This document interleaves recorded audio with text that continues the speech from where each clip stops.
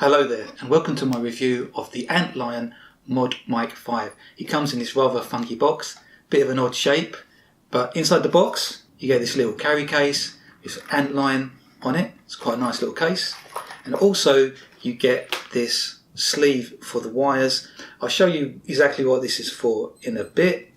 Now also in the box you get the actual mic itself. This is what it looks like, and it's just got this short little lead with a standard 3.5mm TRS connector on the end. Now you also get a mute module. This is just a little mute switch, and it's quite light, but it's quite a nice size. It's quite easy to use. I don't find that I'm fumbling around trying to use it. And also you will get some leads. You get this 1 meter lead, which is great for using with a console, so you can just plug it into a controller, and that's a great length.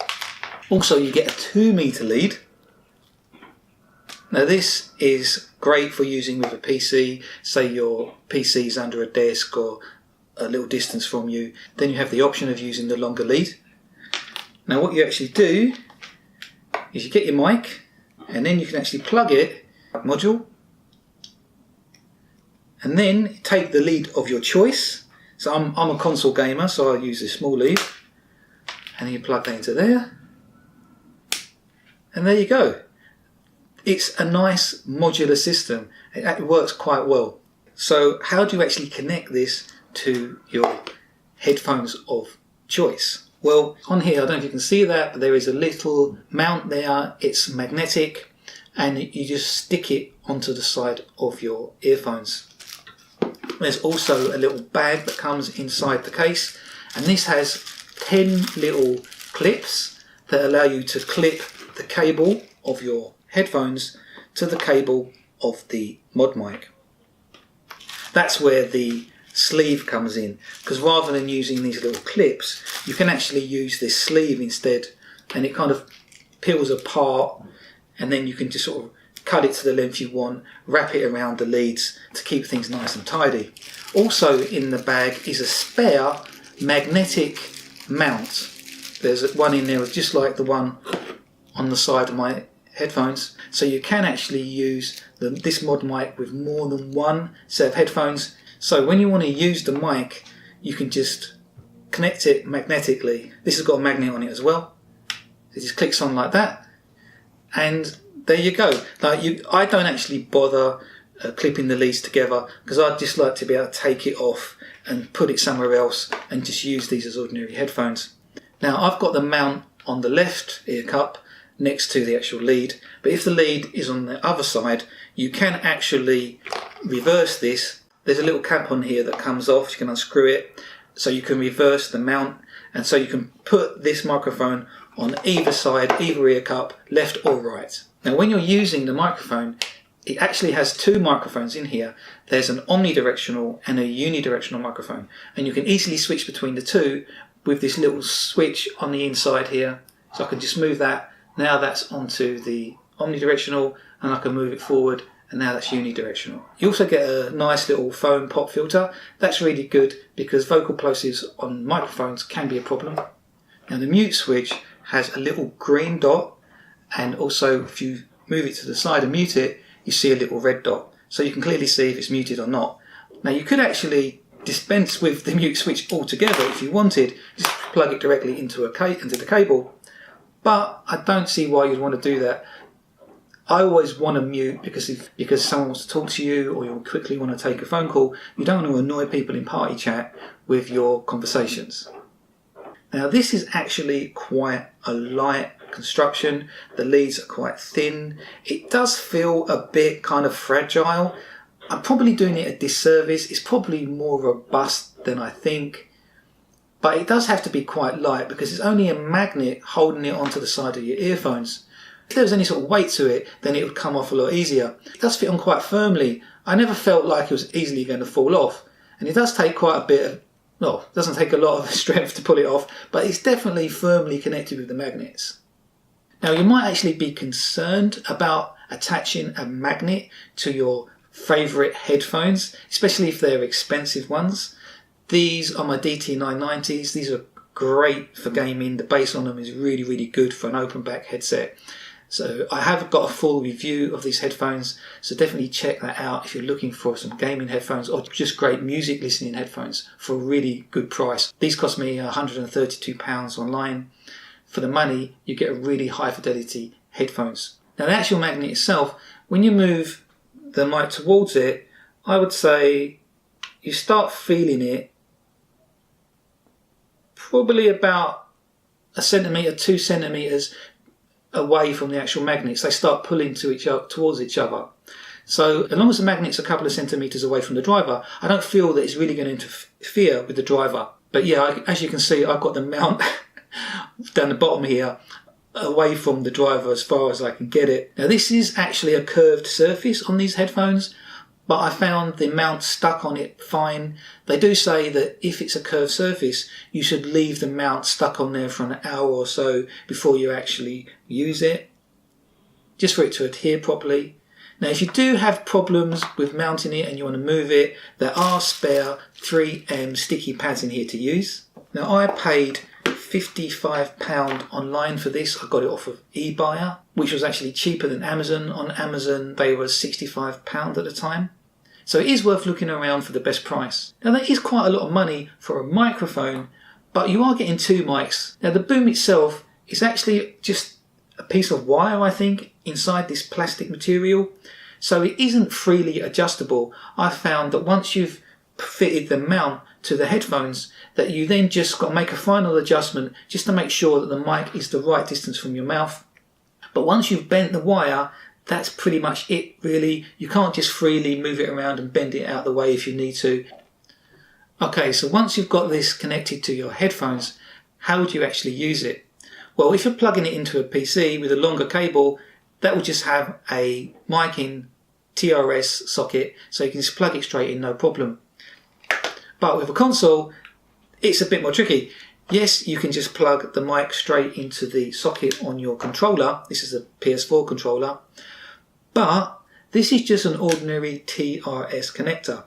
And when you plug an ordinary TRS connector into a controller, it will normally assume that this is actually just headphones.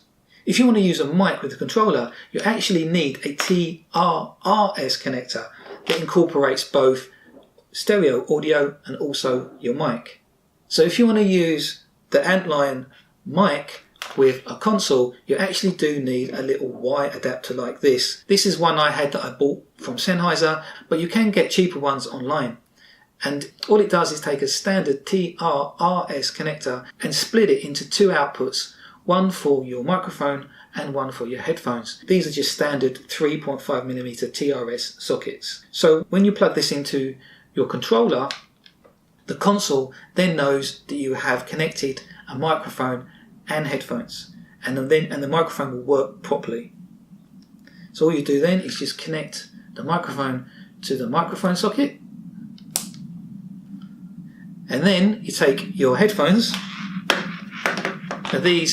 Now with the DT990s, I can just unscrew this 1/4 inch 6.35mm jack, and it reveals, it's quite neat actually, it reveals a 3.5mm 1/8 inch jack, which you can then plug into the little audio socket.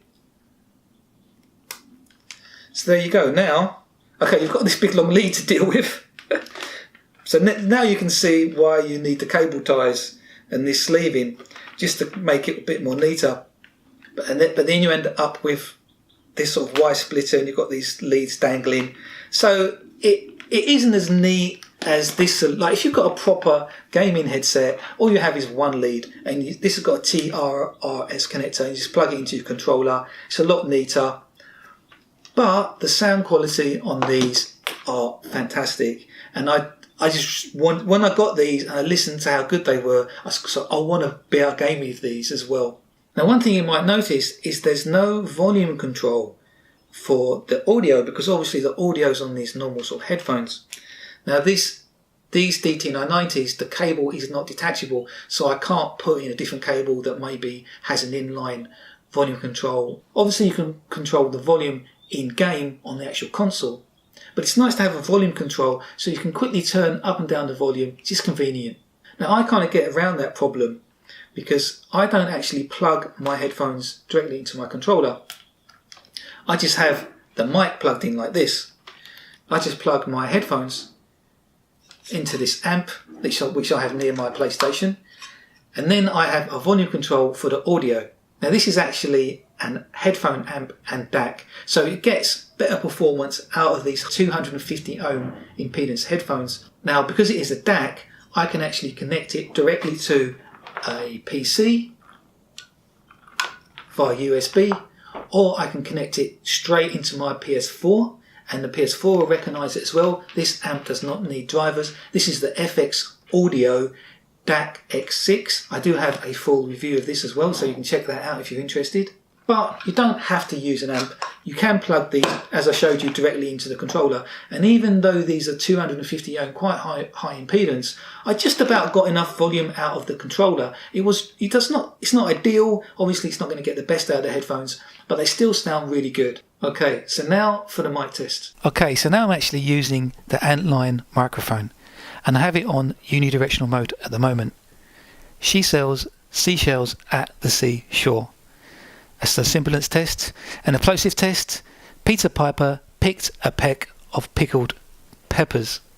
Okay, now I'm going to switch it over to the omnidirectional mode, and there's just a little switch here. I can easily just move that, and now I'm in omnidirectional mode. Peter Piper picked a peck of pickled peppers. She sells seashells on the seashore. Now, when I was gaming with this microphone, people said in omnidirectional mode, my voice was a bit fuller, but not as clear. So people did seem to prefer me using the unidirectional mode. And also in unidirectional mode, it is going to block out a lot of background noise. I was concerned that this microphone would pick up noise leaking out of the headphones, because these are open back headphones. But I never had anyone complain in party chat they could hear my game audio. So you can use this microphone with open back headphones, no problem. Now if you plug this microphone directly into a motherboard of a PC, you do get quite a high noise floor. Like, it is quite a noisy signal. But that isn't the microphone. The microphone can output a clear signal. It's just with motherboards you do often get a lot of interference. There's a lot of components in there. With a more expensive motherboard, the audio circuitry does tend to be better screened, so it isn't such a problem. But if you plug this into your PC motherboard and you do get a lot of noise, what you really need to do is buy an external audio device. You can buy these little USB dongles that have a mic in, so that you can actually get around that problem. Because the dongle is outside the computer, it won't be subject to the electrical interference. Antlion do actually do one of these little devices, but you don't have to buy them from Antlion. You can buy really cheap ones online that do the job. When you plug this microphone into a game controller, you will get a clean signal. When I plugged it into my laptop, I got a clean signal, no problem. Obviously, there's always a little bit of noise with any microphone, but it's not something you're really going to notice. Obviously, I haven't heard this test yet myself, but I have heard a lot of tests online, and this does sound like a very good microphone. It's quite expensive, so I thought a good comparison would be to compare it with my Sennheiser microphone. This is my Sennheiser Game 1s. These are also open back. This is one of the best gaming headset microphones that you can buy.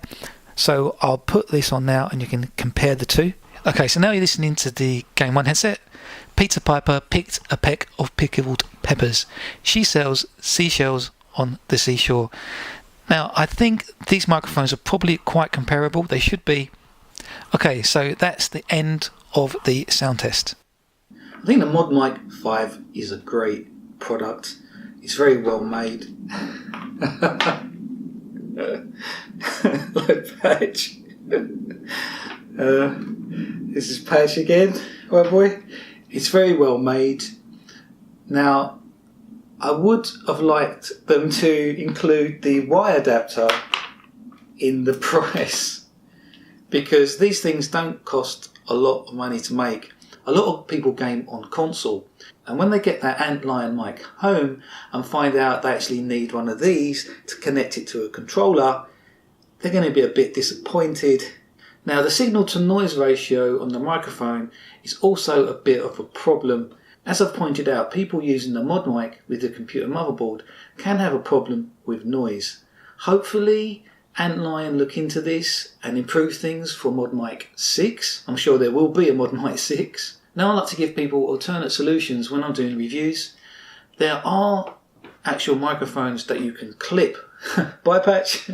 There are actually microphones that you can clip to the cable of your headphones, and they do a reasonable job. If you're lucky enough to have some headphones with a removable cable and a 3.5mm socket on them, then you can actually use the V-Boom mic. Here's a picture of it. Now this mic is actually more of a replacement cable with a mic incorporated, and it's actually a very good mic, very comparable in quality to the ModMic 5. Now, a lot of people get quite inventive when they're trying to attach a microphone to their headphones. One guy I saw online, he just took a TRS extension lead and took the actual socket of the extension lead and he connected it to the metal yoke, one of the arms of the metal yoke, and he just used cable ties to attach it. And then he bought a cheap headset with a boom mic that was detachable, and then he just used the boom mic and connected it to his extension lead. So the ModMic 5 really does do a good job of turning any headphones into a gaming headset. And if you've got more than one mount, you can use it with a selection of different headsets. So it's really versatile. I think the modular system really works well and gives you lots of options.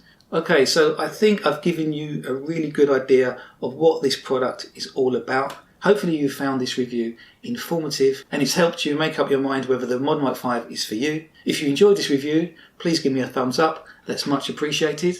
Thanks for watching and goodbye.